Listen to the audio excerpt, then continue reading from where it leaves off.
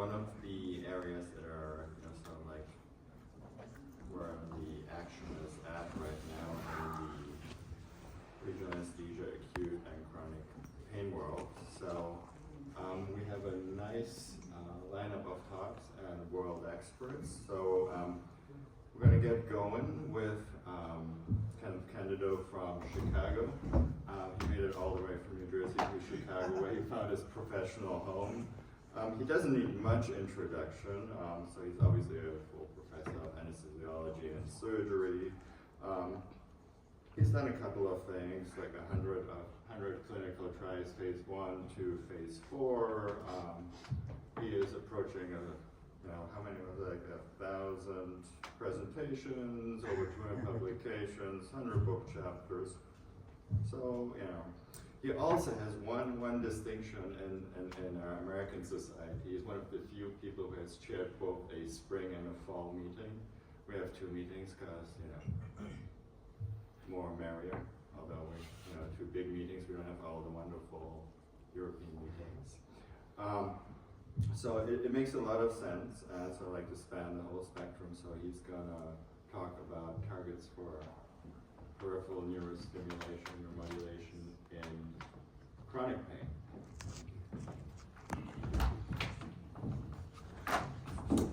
Thank you and welcome everybody. And thank you for a very humbling introduction.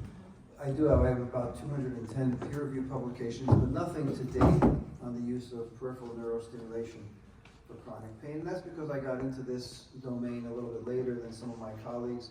I was a little bit slow to embrace it. I was always somebody who used a lot of central neuromodulation, and can still do central neuromodulation, dorsal root ganglion stimulation. I put in thousands and thousands of electrical stimulators in patients with failed back surgery syndrome, complex regional pain syndrome, and other conditions, painful diabetic peripheral neuropathic pain and so forth.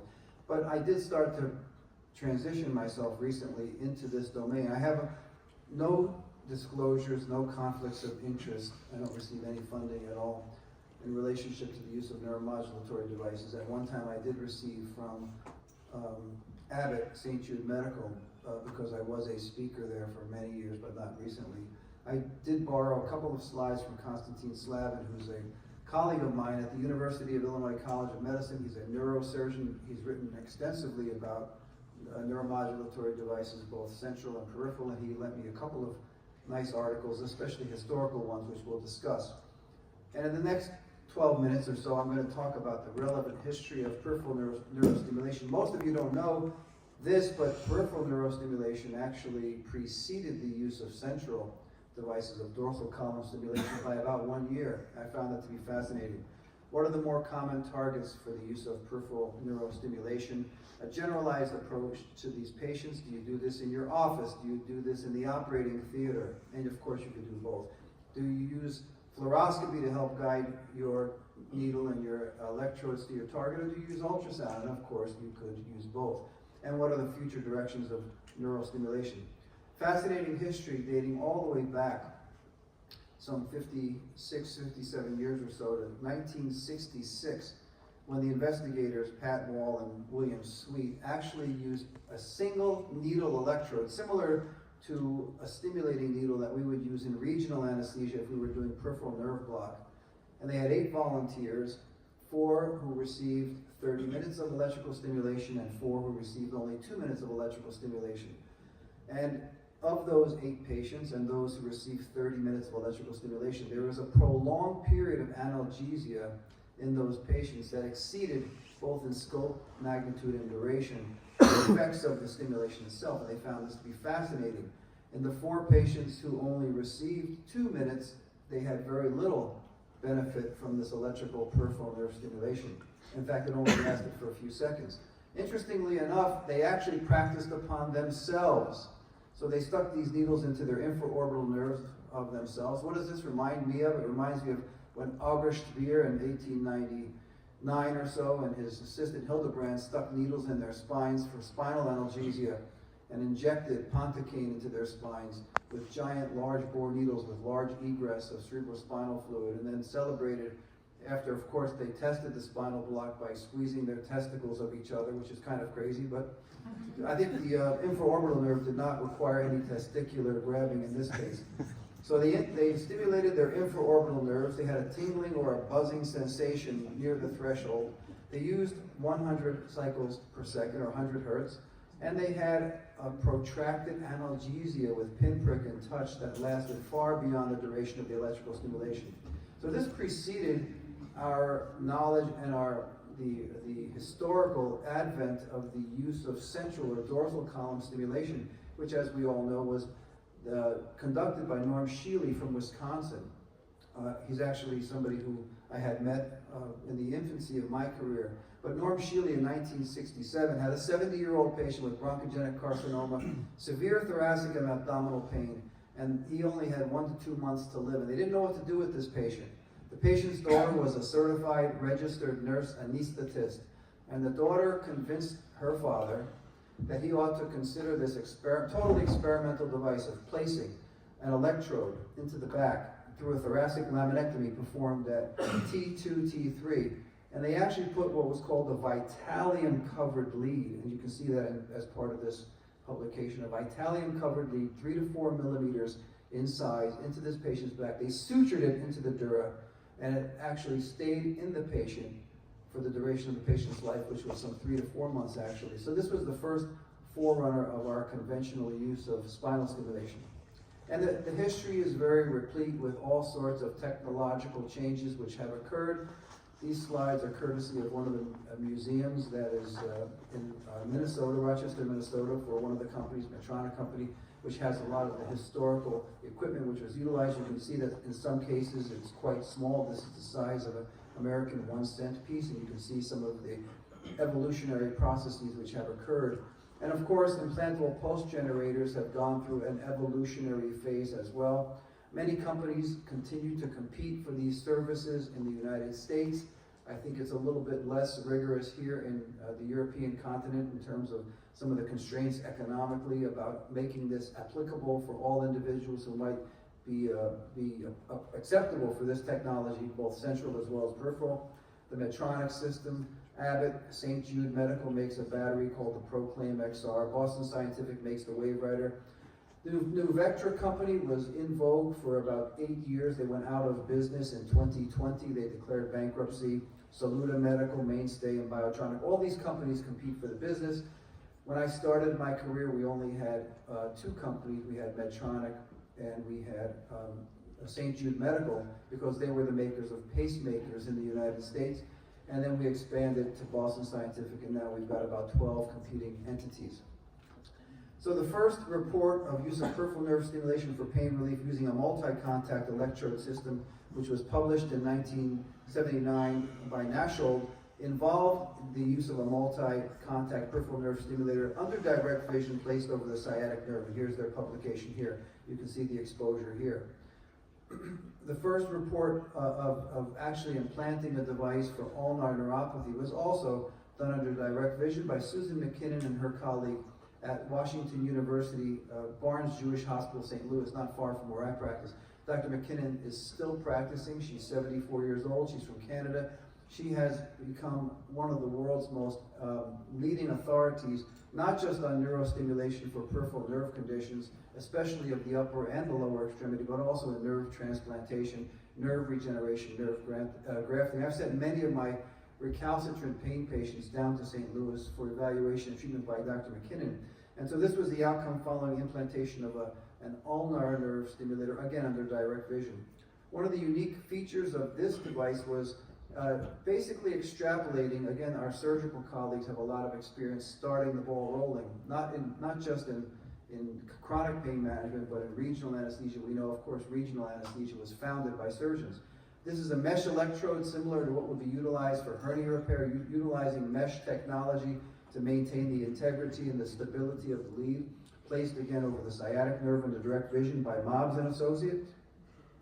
Here's the target, first report of using occipital nerve transcutaneous lead placement, 2 leads placed from lateral to medial for the left and then the right occipital nerves. This was published in 1999 in Neuromodulation by Richard Weiner and Kenneth Reed, again showing the technological advancement. For many of our patients with intractable headaches, for example, with cluster headache, for chronic tension headache, and with occipital neuralgia, and use has really gained widespread attention in the United States. Occipital neuralgia is one of the most common and least understood conditions emanating from C2, C3 nerves primarily. And I'll show you some data also about the failure of occipital nerve stimulation, some of the pitfalls of using these devices.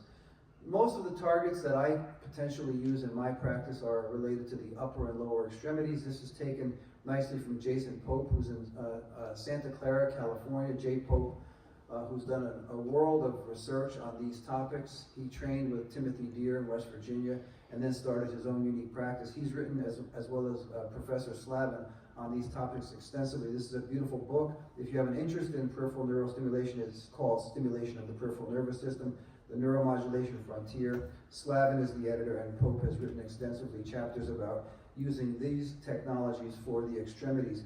Things like tibial nerve placement, ulnar nerve placement, saphenous nerve placement, sciatic nerve placement. Here's a patient that I just did very recently.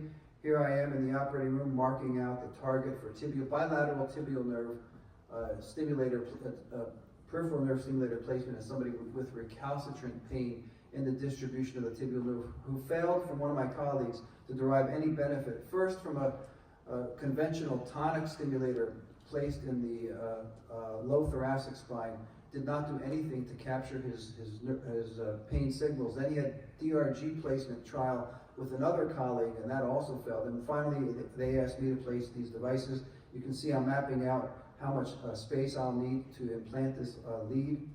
Here I'm infiltrating. I've already implanted this over the bony prominence using fluoroscopic guidance. Distally, now I'm infiltrating more proximally, taking a scalpel, making my cut down more proximally. And now I'm using scissors to open up the skin so I can transfer the lead from distal to proximal, where it will maintain its final resting location. And here you can see the final procedure of burying the leads, suturing the leads in place. This took me about 15 minutes per side. In its final juxtaposition, you can see here, using fluoroscopic imaging. Again, done in an operating room. Some people would use an ultrasound and do this in the office. That's the upcoming technological advances to our use of peripheral neuromodulation. And you can see the lead, 4-contact lead now abutting the tibia. And then you can see bilateral right-sided and left-sided tibial nerve implanted peripheral neurostimulation. So here again from the book of Slavin, who is the editor of Stimulation Peripheral Nervous System, and from Jason Pope, you can see some traditional devices placed over the ulnar nerve on the upper left-hand side over here, placed for a saphenous nerve block down here, placed over the genicular nerves. And this is an up-and-coming indication for the use of peripheral neuromodulation, is to use 3 of these devices for a genicular nerve block. This is myself with Dr. Slavin. We actually met in Miami last month when I was on my way to Antigua, where I conduct research and clinical trials on the use of stem cells for chronic neuromuscular degenerative conditions. And I go down every month, and he was headed to Colombia, South America, to give a neurosurgical lecture. So this is one of his papers, Technical Aspects of Peripheral Nerve Stimulation Hardware and Complications. We know that lead migration is an ever-present lurking complication with these devices. You can't always maintain the integrity of the device where you place it. And so he reports several lead migration cases for intercostal neurostimulation, for infraorbital nerve, supraorbital nerve. This is a publication of Jamie Henderson and Associates from 2006, which I encourage all of you who place these devices to read. It's now some 18 years old, but it's a very important article talking about strategies for preventing mechanical failures in implantable both spinal cord as well as peripheral nerve stimulator systems. Here's a nice case report from Salim Hayek and our recent president of ASRA, Samir Naruz. You all know Dr. Naruz. Occipital neurostimulation induced muscle spasms, implications for lead placement. And historically, occipital nerve, peripheral nerve stimulators were placed down at C12, the atlas axis, or C2, C3. And there was a series of case reports of excessive neck muscle stimulation when they were placed lower. By placing them a little bit higher at the occipital protuberance, the authors have postulated that that reduces or eliminates muscular contraction. In fact, that is true. Another case report of Trentman and Associates, published in Pain Physician, which is the primary journal of the American Society of Interventional Pain Physicians, shows what happens after long-standing placement in 2 shallow placed leads for the occipital nerve stimulator we have here, lead erosion, and they report 2 cases. Here's a very important paper. I think it's important because this is published by neurosurgeons. Infected internal pulse generator, treatment without removal, was published by Dr. Themistokleos and Associates in 2011 in Surgical Neurology. Essentially, they had patients with deep brain stimulators which were placed for Parkinson's disease. As many of you know, there's a lot of resistance to having a good alternative therapies for Parkinson's, but deep brain stimulators seem to have a body of evidence in their favor. And in these 2 cases that they report, they had patients who had the lead actually, the generator actually exposed. Now, by conventional wisdom, it was always taught to me, it was dogma, that if you can see the implantable pulse generator, you take the entire system out. But these authors found that just by carefully debriding the wound, by using long-term 6 weeks of intravenous antibiotics followed by oral antibiotics, they were able to re-implant these implantable pulse generators away more distally in the thoracic region, and they actually salvaged these systems. So this is food for thought, unlike conventional wisdom of just taking these devices out. So what about some novel PNS technologies? Again, available here in Europe. We have peripheral nerve stimulation in the treatment of chronic pain syndromes from nerve injury. This was a multi-center observational study looking at dedicated peripheral nerve stimulators with an implantable pulse generator. There are also systems that we can utilize without an implantable pulse generator. Here they are, dedicated peripheral nerve stimulator devices without implantable pulse generator, wired connection, direct current, using radio frequency induction, wireless, microwave-based. But I do want to talk a little bit about some of the things that happen in a location like the States where there's such intense competition for resources. This is a very sad story. It was just published recently in March of 2024. The founder, the CEO of a company called Stimwave. Anyone know Stimwave? Anyone use Stimwave? She was found guilty of selling fake implantable device components and was sentenced to 10 to 20 years in prison. She was convicted on 2 counts for her role in creating these and marketing these faulty devices. Here she is, Perryman is her name right here. She's with a famous athlete, his name is Joe Montana. In the United States, Joe Montana was extraordinarily and is extraordinarily famous. He was a football player for the San Francisco 49ers and later for the Kansas City Chiefs. He won 4 Super Bowls. He's in the Hall of Fame. He's been a most valuable player. And he had one of these Stimwave devices placed in his knee. So he became the spokesperson for Stimwave. Well, Laura Perryman was convicted of healthcare fraud and 1 count of conspiracy by the United States Attorney General in New York. Essentially, this had to do with the fact that the neurostimulator was designed to treat pain by providing electrical currents to peripheral nerves. However, when physicians like us, implanters like myself, told Stimwave that the receiver component of the system did not fit in certain patients, the company produced a dummy receiver that we were told to implant in patients. I never did it, thank goodness. And that's what actually led to Perryman's conviction. The fraud lasted from about 2017 to 2020. She was arrested in 2023. The company filed for bankruptcy. She had apparently defrauded investors out of $41 million, although some reports would have that figure as high as $75 million. So what are the advantages of wireless? And I'll finish now. Am I in time? Almost. Wireless PNS technology, no surgical incisions are needed, placement in an office setting. I talked about that. The transmitter is attached to an external generator and placed over the skin near the lead. The electrodes are thin wire integrated microchips, integrated or separate miniature receivers activated via transcutaneous energy transfer. Again, this can be a paresthesia inducing or a paresthesia free type of system. There's a lack of cutaneous electrodes, which allows for extension of the trial. Finally, there's no connection to an implantable generator after successful testing. So in conclusions, peripheral nerve stimulator is gaining favor and popularity worldwide and is somewhat limited, of course, by economic constraints. We're looking at the future, which includes wireless PNS technology, miniaturized, externalized technology, endovascular stimulation, ultra-low frequency and ultra-high frequency stimulation, use of optics fibers instead of metal wires, and finally, photovoltaic electrical stimulation is on the horizon too. Thank you for your time and attention.